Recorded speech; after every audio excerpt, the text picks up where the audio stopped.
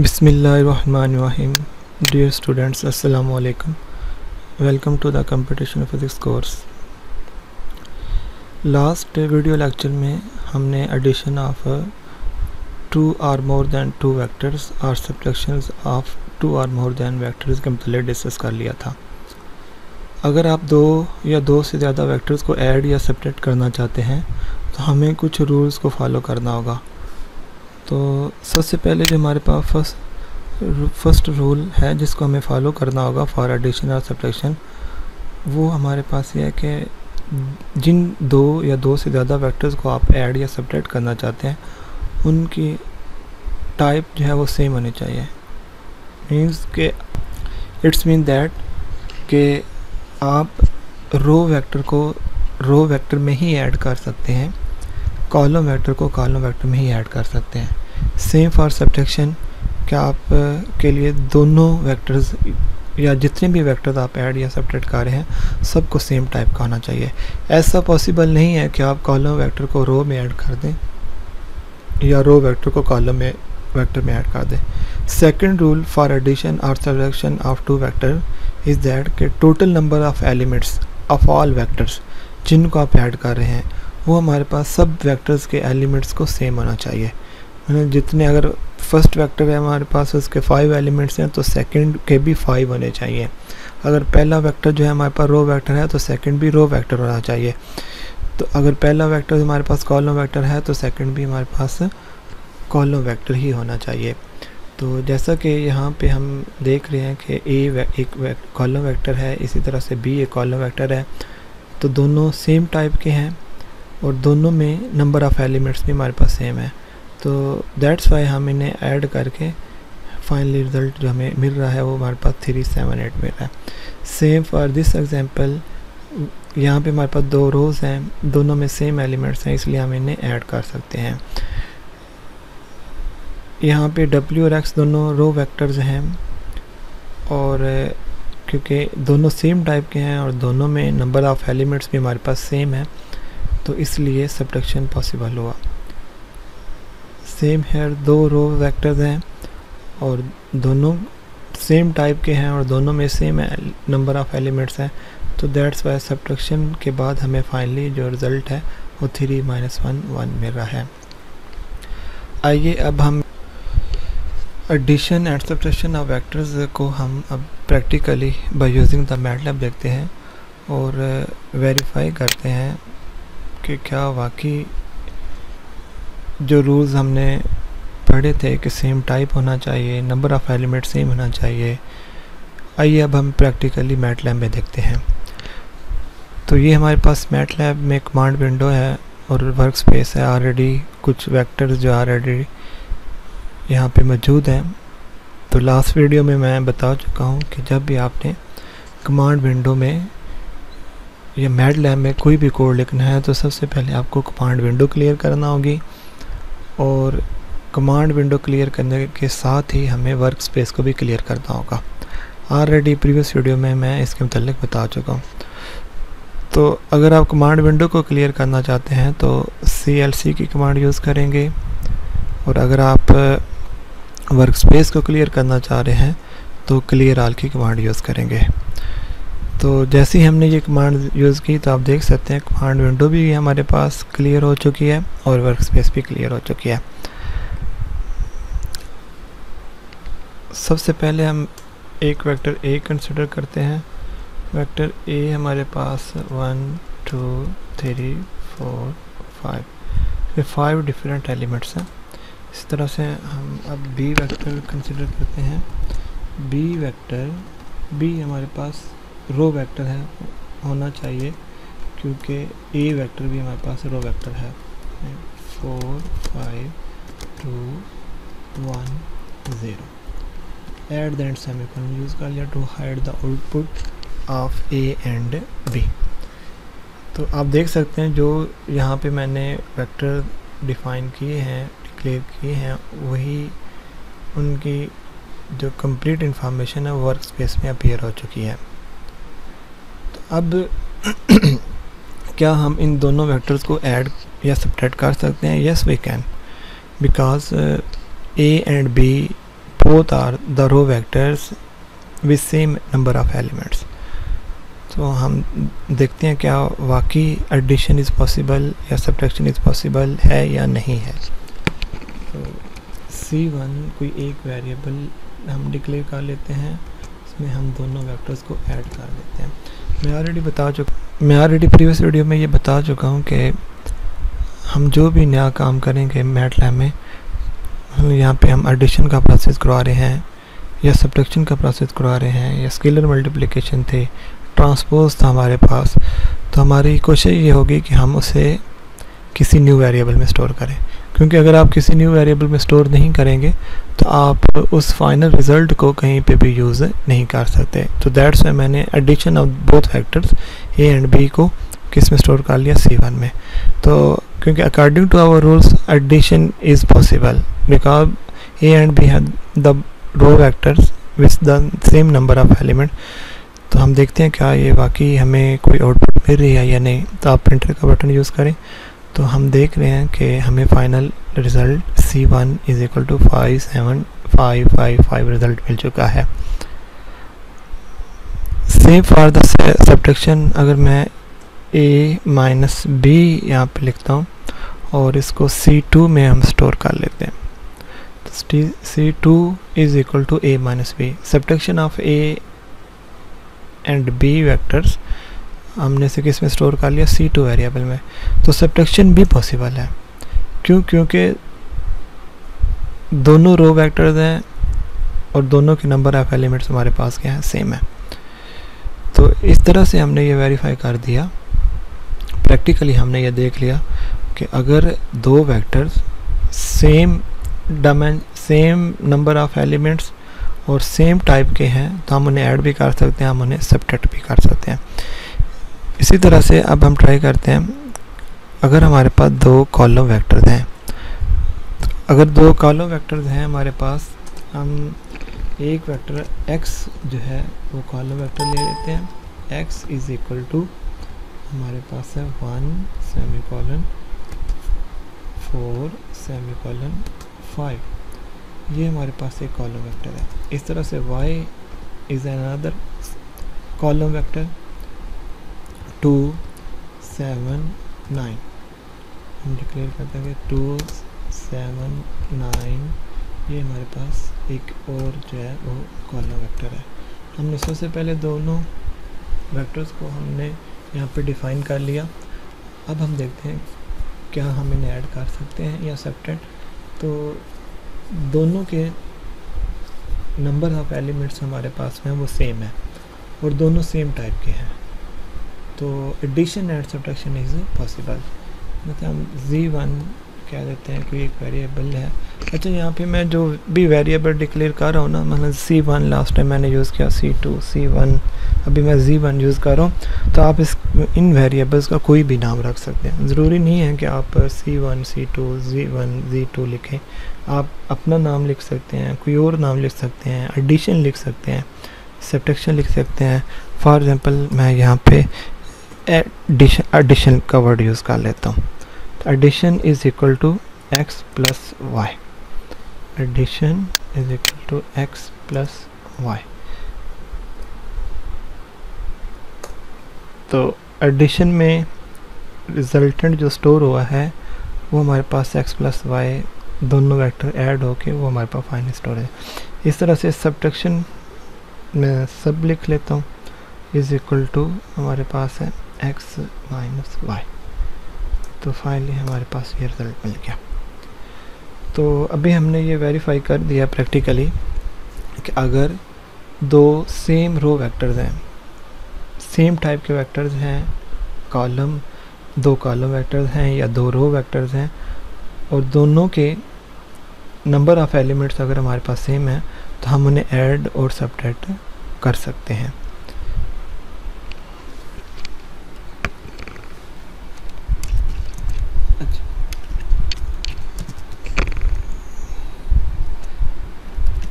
अच्छा, नेक्स्ट हम एक और एग्जांपल देखते हैं कि अगर हमारे पास सेम टाइप के वेक्टर्स नहीं है लेकिन नंबर ऑफ़ एलिमेंट्स हमारे पास सेम है, तो हम इसके लिए ए वेक्टर लेते हैं, ए वेक्टर हमारे पास एक रो वेक्टर है 1 2 3 4, एक रो वेक्टर है हमारे पास। इस तरह से हम एक और वेक्टर ले लेते हैं, लेकिन बी वेक्टर अब रो वेक्टर नहीं है, हम इसको कॉलम वेक्टर यहाँ पे डिक्लेयर करते हैं 1 5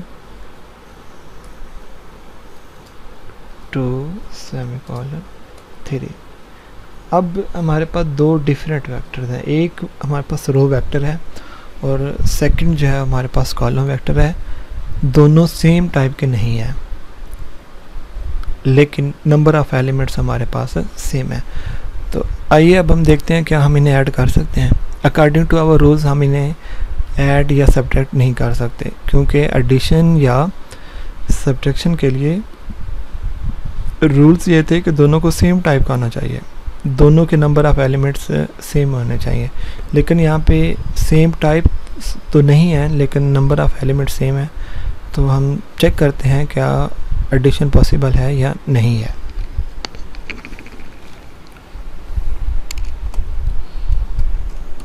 तो एडिशन की अगर हम ट्राई करते हैं और उसे हम किसी न्यू वेरिएबल सी में स्टोर कर देते हैं, तो हम देखते हैं कि यहाँ पे एरर अपीयर हो रहा है। तो एरर में अगर आप देखें तो हमारे पास क्या मेंशन हुआ एरर में, matrix dimensions must agree. Matrix dimensions का मतलब ये है कि मैट्रिक्स, क्योंकि मैं आपको ऑलरेडी बता चुका हूँ कि अगर वेक्टर्स रो वेक्टर है या कॉलम वेक्टर्स हैं, ये बेसिकली हमारे पास मैट्रिसेस ही है। लेकिन अगर रो वेक्टर है तो हम क्या कहेंगे कि एक ऐसा मैट्रिक्स है जिसमें सिंगल रो है और मोर देन वन कॉलम है। अगर कॉलम वेक्टर है तो हम ऑलरेडी बता चुका हूँ कि उसमें एक कॉलम है और मोर देन वन रोज है। तो मैट्रिक्स डायमेंशन मस्ट एग्री का एक एरर जो है हमारे पास है वो अपीयर हो रहा है। तो इसका मतलब है कि इसमें डायमेंशंस का सेम होना चाहिए। डायमेंशंस के सेम होने से ये मुराद है कि दोनों को सेम टाइप का होना चाहिए और उसमें सेम नंबर ऑफ एलिमेंट्स होने चाहिए।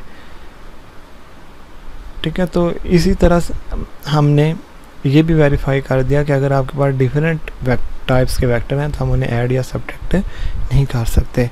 तो आइए हम सब्ट्रैक्शन करके देख लेते हैं इन वेक्टर्स को। सब्ट्रैक्ट करके हम देख लेते हैं इन वेक्टर्स को। तो मैं अगर इसी को सी में स्टोर करता हूँ तो देखें अगेन एरर आ रहा है, और एरर क्या है हमारे पास, मैट्रिक्स में डायमेंशन मस्ट एग्री। एक और हम एग्जांपल देखते हैं जिसमें वेक्टर्स हमारे पास सेम टाइप के हैं, लेकिन उन में नंबर ऑफ एलिमेंट्स हमारे पास जो है वो सेम नहीं है। तो आइए हम डिक्लेयर करते हैं कि एक हमारे पास एक वेक्टर ए है और उसके एलिमेंट्स जो हैं हमारे पास 5 हैं, 5 डिफरेंट एलिमेंट्स हैं। बी एक कोई वेक्टर है और उसमें जो हमारे पास एलिमेंट्स हैं वो जस्ट ओनली 3 एलिमेंट्स हैं। तो आइए हम देखते हैं कि हम इन दो वेक्टर्स को ऐड कर सकते हैं या नहीं। सी एक वेरिएबल है a प्लस बी।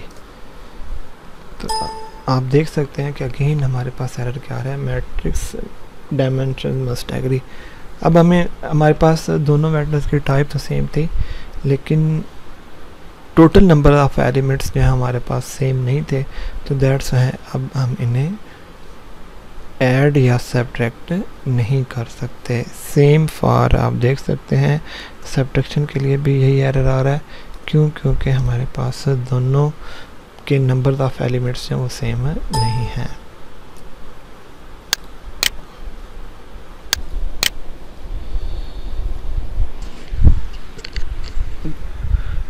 जी, हमने डिफरेंट एग्जांपल्स देख ली। हमने डिफरेंट वेक्टर्स को क्रिएट किया, जैसे हमने स्टार्टिंग में रो वेक्टर्स को क्रिएट किया, कॉलम वेक्टर्स को क्रिएट करना सीख लिया हमने, और इस तरह से हमने स्केलर मल्टीप्लिकेशन की बात की। ट्रांसपोज ऑफ वेक्टर्स को भी हमने काफ़ी डिटेल में डिस्कस कर लिया। उसके बाद हमने एडिशन एंड सब्ट्रैक्शंस को भी हमने काफ़ी डिटेल से भी डिफरेंट एग्जांपल डिस्कस कर लिया। और मैं उम्मीद करता हूँ कि आप काफ़ी हद तक इसमें एक्सपर्ट हो चुके होंगे कि वेक्टर्स को हमने किस तरह से डील करना है बाय यूजिंग द मैटलैब। अच्छा, हमने अभी तक जो भी काम किया है, जो भी हमने वेक्टर्स डिक्लेयर किए हैं, वो हमने कमांड विंडो में डिक्लेयर किया है। लेकिन याद रखें, कमांड विंडो में जो भी हम काम कर रहे हैं वो for a very short term के लिए है। मतलब परमानेंटली हम इस डाटा को स्टोर नहीं कर सकते। इन अदर वर्ड्स आप ये कह लें कि इसका जो फर्स्ट डिसएडवांटेज है कमांड विंडो का, कमांड विंडो में आप कोड लिख सकते हैं, इनपुट देंगे, आपको आउटपुट भी मिलेगी। लेकिन इसका जो फर्स्ट आप डिसएडवांटेज कह लें कि आप जो भी यहाँ पे काम कर रहे हैं आप उसे परमानेंटली जो है अपने कंप्यूटर में स्टोर नहीं कर सकते। सेकंड डिसएडवांटेज, सेकेंडली जो है, जो आप इसका ड्रॉबैक है कमांड विंडो का, डिसएडवांटेज है, वो हमारे पास ये है कि आपने अगर कोई भी एक लाइन या कोई भी आपने एक वेक्टर लिख लिया और उसे एग्जीक्यूट कर दिया। फॉर एग्जांपल मैं यहाँ पे एक वेक्टर डिक्लेयर करता हूँ, x हमारे पास कोई वेक्टर है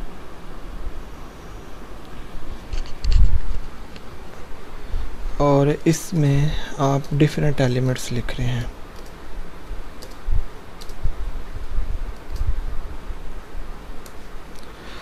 वन 2 3 4 5 7 8 0 और आपने इसको एग्जीक्यूट किया तो हमें आउटपुट भी मिल गई। आफ्टर एग्जीक्यूशन आपको याद आता है कि हमने तो यहाँ पे मिस्टेक कर दी है। फॉर एग्जांपल मिस्टेक क्या है कि आपने क्या लिखना था, 1 2 3 4 5 7 8 0 लिख दिया है। लेकिन आपने लिखना क्या था कि हम ये चाह रहे थे कि 1 2 3 4 5 6 आना चाहिए था, 8 और उसके बाद 9 आना चाहिए था।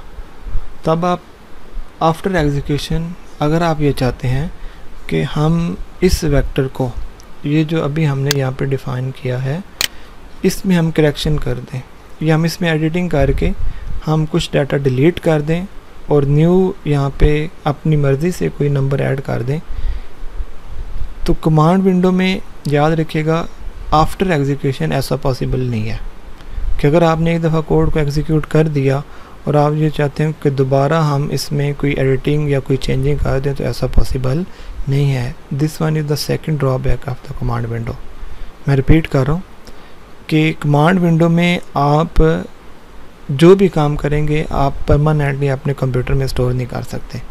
फॉर अ शॉर्ट टाइम हमें यहाँ पे ये आउटपुट मिल रही हैं, इनपुट्स मिल रही हैं, लेकिन परमानेंटली आप जो है डाटा को स्टोर या जो भी आप कोड लिखने से स्टोर नहीं कर सकते। लेकिन हमें क्या ज़रूरत है, हमने तो अपने जो भी मैटलैब में कोड लिखना है उसको हम ये चाहते हैं कि हम उसे परमानेंटली स्टोर करें, परमानेंटली जो है हम उसे देख सकें। बाद में हम अगर एक दफ़ा हमने अगर कोड एग्जीक्यूट किया है तो हम ये चाहते हैं कि दोबारा फ्यूचर में भी हम इसे एग्जीक्यूट करके यही रिज़ल्ट या कोई और रिज़ल्ट हम इससे देख सकें। तो लेकिन कमांड विंडो में अगर आपने एग्जीक्यूट कर दिया है, कोई भी कोड एग्जीक्यूट किया है, तो आप उसे परमानेंटली स्टोर नहीं कर सकते। इसी तरह से अगर आपसे कोई मिस्टेक हो गई है या आप अपने कोड को अपडेट करना चाहते हैं या आप कोई भी चेंजिंग करना चाहते हैं कोड में, तो आपने अगर एग्जीक्यूट कर दिया है कोड तो आप दोबारा उसमें कोई चेंजिंग या एडिटिंग नहीं कर सकते। दैट्स वाई हम फिर कोशिश करेंगे कि हम इसका कोई अल्टरनेटिव देखें। हम ये चाहते हैं कि हमारे पास एक ऐसी विंडो हो या एक ऐसा एटमॉस्फेयर हो, एक ऐसा इंटरफेस हो कि हम जहाँ पे कोड लिखें और उस कोड को हम परमानेंटली अपने कंप्यूटर में स्टोर कर सकें। और अगर हम बाद में आफ्टर एग्जीक्यूशन या आफ्टर सम टाइम या after some days, after some month, after some years, अगर आप ये चाहते हैं कि हम उस कोड में कोई चेंजिंग कर दें या उसे हम अपडेट करना चाहते हैं तो वो भी हम कर सकें। तो याद रखिएगा कमांड विंडो में ऐसा हरगिज़ पॉसिबल नहीं है। तो फिर हम क्या करेंगे कि हम तो एक ऐसी विंडो या एक ऐसा एटमॉस्फेयर हमें चाहिए कि जहाँ पे हम ये सब कुछ चेंजिंग भी कर सकें और हम अपना कोड जो है परमानेंटली अपने कंप्यूटर में स्टोर कर सकें। तो अगर आप ऐसा ये चाहते हैं कि आप अपना कोड जो है परमानेंटली कंप्यूटर में स्टोर कर लें या आप बाद में भी आफ्टर एग्जीक्यूशन उसमें कोई चेंजिंग कर लें, तो हमें एडिटर विंडो का इस्तेमाल करना होगा। हम फिर कमांड विंडो में अपना कोड नहीं लिखेंगे। तो एडिटर विंडो में क्या होगा कि आप कोई भी कोड लिखेंगे, ठीक है, तो सबसे पहले उसे फिर आप पहले सेव करेंगे अपने कंप्यूटर में, देन एग्जीक्यूट करेंगे। तो एडिटर विंडो में हम जस्ट इनपुट देंगे, हम जस्ट उसमें कोड लिखेंगे, लेकिन आउटपुट हमें वो किस में मिलेगी, कमांड विंडो में ही मिलेगी। याद रखिएगा, अगर हम एडिटर की विंडो यूज़ करते हैं कोड लिखने के लिए, तो एडिटर की विंडो में जस्ट आप कोड लिख सकेंगे, लेकिन जो हमें रिज़ल्ट या हमें जो आउटपुट मिलेगी वो हमें कमांड विंडो में ही मिलेगी। लेकिन एडिटर विंडो का हमें ये फ़ायदा होगा कि हम उसको हम सेव भी कर सकते हैं, और हम अगर फ्यूचर में इसमें कोई चेंजिंग चाहते हैं या अपनी मर्ज़ी से कोई डाटा डिलीट या कोई रो ऐड या डिलीट करना चाहते हैं तो हम कर सकते हैं। तो आइए अब हम सीखते हैं कि हम एडिटर विंडो को कैसे ओपन करेंगे और हम उसमें कोड को कैसे लिखेंगे। तो एडिटर विंडो को ओपन करने के लिए आपके पास दो ऑप्शन हैं, दो तरह से आप इसे ओपन कर सकते हैं। या तो आप यहाँ पे न्यू स्क्रिप्ट पे क्लिक करें, तो जैसे आप क्लिक करेंगे हमारे पास फ़ौरन एक एडिटर विंडो जो है वो ओपन हो जाएगी। सेकंड ऑप्शन इज़ दैट कि आप Ctrl+N यूज़ कर लें तो भी आपके पास एडिटर विंडो इस तरह से अपीयर हो जाएगी। तो इस तरह से हम एडिटर विंडो को ओपन कर सकते हैं। तो अब अगर आप ओवरऑल देखें, हमारी जो स्क्रीन पे आपको नज़र आ रहा है 4 डिफरेंट विंडोज़ हैं, current folder, work space, command window and editor. तो याद रखिएगा, next time through out this course हम जो भी काम करेंगे हम एडिटर विंडो में ही काम करेंगे, क्योंकि हम ये चाहते हैं कि हम जो भी कोड लिखें हमारे पास परमानेंटली अपने कंप्यूटर में स्टोर हो जाए और हम उसमें अपनी मर्ज़ी से चेंजिंग भी कर सकें। तो एडिटर विंडो में अब हम कोड कैसे लिखेंगे, तो यार कि मैं ऑलरेडी आपको ये बता चुका हूँ प्रीवियस वीडियोस में भी कि सबसे पहले हमें कमांड विंडो को क्लियर करना है, फिर वर्क स्पेस को। तो एडिटर में भी जब आपने कोड लिखना स्टार्ट करना है तो सबसे पहले आपने कमांड क्या लिखनी है, CLC, देन एंटर का बटन यूज़ करें। अब आप एंटर का बटन यूज़ करेंगे ना तो ये कोड एग्जीक्यूट नहीं होगा, बल्कि जो कर्सर है वो देखिए नेक्स्ट लाइन में चला गया। जितनी दफ़ा आप एंटर का बटन यूज़ करेंगे उतने जो है कर्सर जो है उतनी दफ़ा न्यू लाइन में चला जाएगा। तो अब कोड को एग्जीक्यूट कैसे करना है वो थोड़ी देर बाद मैं आपको बता देता हूँ। तो अब CLC लिखेंगे, क्लियर ऑल लिखेंगे, तो इससे हमारे पास क्या होगा, वर्क स्पेस भी क्लियर हो जाएगी। एक न्यू हम यहाँ पे कमांड सीख रहे हैं, क्लोज ऑल।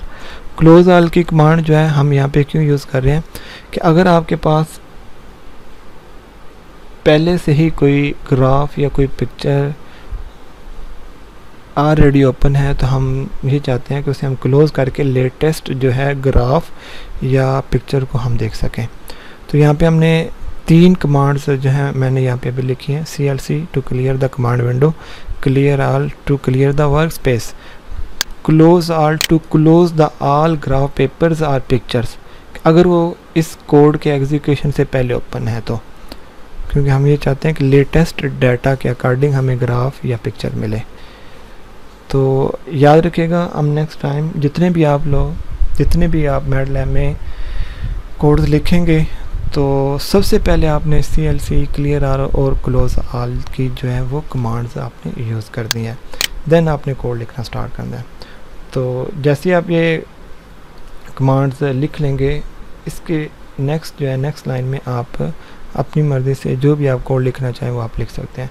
तो फ़िलहाल मैं यहाँ पे एक वेक्टर डिक्लेयर करता हूँ, जैसे हम लास्ट टाइम जो पहले हम कमांड विंडो में काम करते रहे, जो मैं आपको पहले भी ये बता चुका हूँ कि कमांड विंडो में जो जिस तरह से आपने काम किया है सेम यहाँ पे एडिटर में भी काम कर सकते हैं। जो काम हम एडिटर विंडो में कर रहे हैं सेम इसी तरह से हम कमांड विंडो में काम कर सकते हैं, लेकिन दोनों में फ़र्क क्या है, the main difference is that कि एडिटर को हम इसलिए एडिटर विंडो को हम इसलिए प्रेफर कर रहे हैं बिकॉज इसमें परमानेंटली कंप्यूटर में डाटा स्टोर हो जाएगा, और आफ्टर एग्जीक्यूशन भी हम इसमें क्या कर सकते हैं, कोई अगर चेंजिंग करनी है तो चेंजिंग कर सकते हैं।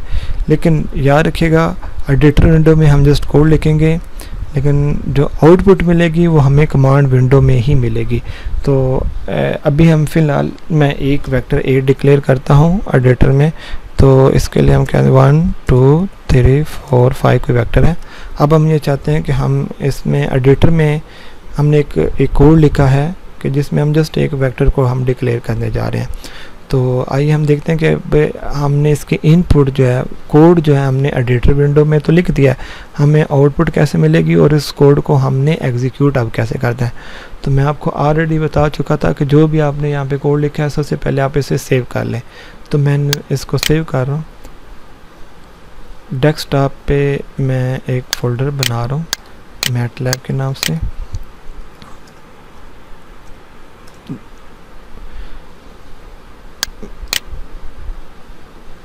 और इसको मैंने डेस्कटॉप पे वहाँ पे स्टोर कर दिया है।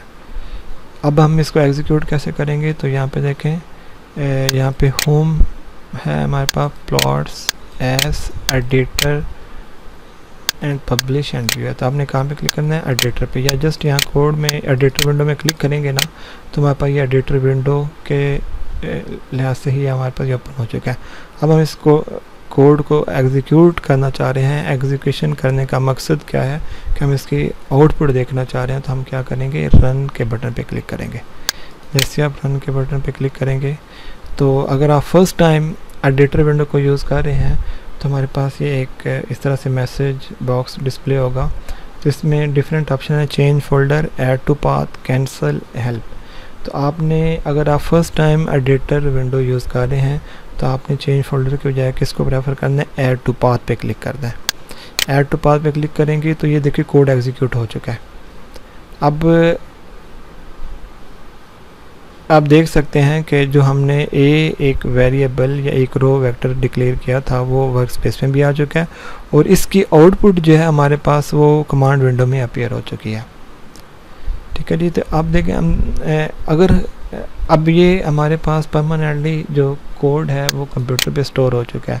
आप देख सकते हैं डेस्कटॉप पे हमारे पास ये मैटलैब के नाम से ये फाइल स्टोर हो चुकी है। आप बाद में भी इसे ओपन कर सकते हैं। और अब यहाँ पे देखें कि इसमें हम अपनी मर्ज़ी से चेंजिंग भी कर सकते हैं। यहाँ पे 7 मैंने एक एक्स्ट्रा नंबर जो है यहाँ पे ऐड कर दिया है, या आप इसे डिलीट कर सकते हैं। मैंने बस 1 2 3 लिख दिया है। तो अब देखें आफ्टर एग्जीक्यूशन कि यहाँ पे एक एडिटर विंडो में चेंजिंग्स जो हैं वो पॉसिबल हैं। तो अगर आप देखें अब दोबारा आपने इसमें कोई चेंजिंग की है तो आपको इस कोड को सेव करना होगा। जैसे आप सेव के बटन पर क्लिक करेंगे ना तो ये पहले हाईलाइट था, अब ये हाईलाइट नहीं है। तो आप देन क्या करेंगे, रन के बटन पे क्लिक करेंगे, या आप इसके लिए F5 भी की यूज़ कर सकते हैं। तो रन पे क्लिक करेंगे तो अब देखें हमारे पास कमांड विंडो में पहले वाली आउटपुट थी 1 2 3 4 5, और ये ए वेरिएबल 1 2 3 4 5 की वैल्यू के साथ था। लेकिन क्योंकि हमने कुछ वैल्यू यहाँ पे डिलीट कर दी हैं तो देन हम देखते हैं क्या ये अपने आप को अपडेट करता है या नहीं करता।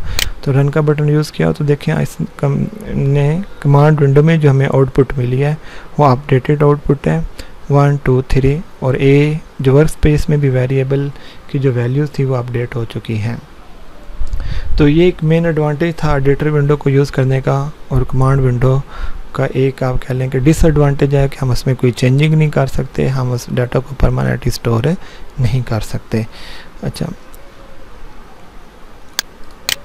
अगर मैं जस्ट दोबारा देखें कमांड विंडो को ओपन करता हूँ, ये इस तरह भी आप डबल क्लिक करेंगे ना तो ये अलग से हमारे पास यहाँ पे आ जाएगी विंडो। तो मैं क्योंकि यहाँ बता चुका हूँ कि हम इसमें कोई भी चेंजिंग नहीं कर सकते, तो मैं दोबारा जो है एक यहाँ पे एक रो वेक्टर लिख देता हूँ। ए वेक्टर लिखा हमने और उसमें कोई भी वैल्यूज़ यहाँ पे डिक्लेयर करता हूँ 1 4 5 7 8, ये वेक्टर है। अब एग्जीक्यूट कर दिया। अब आप चाहते हैं कि यहाँ तो 78 लिखा गया है, हम 78 लिखना चाहते हैं। आप अगर इसे डिलीट करने की कोशिश करेंगे तो हम इसे डिलीट नहीं कर सकते। लेकिन अगर आप एडिटर में हैं और इस तरह से कोई मिस्टेक या कुछ लिखा गया है तो आप उसे चेंज कर सकते हैं। Thank you for watching this video.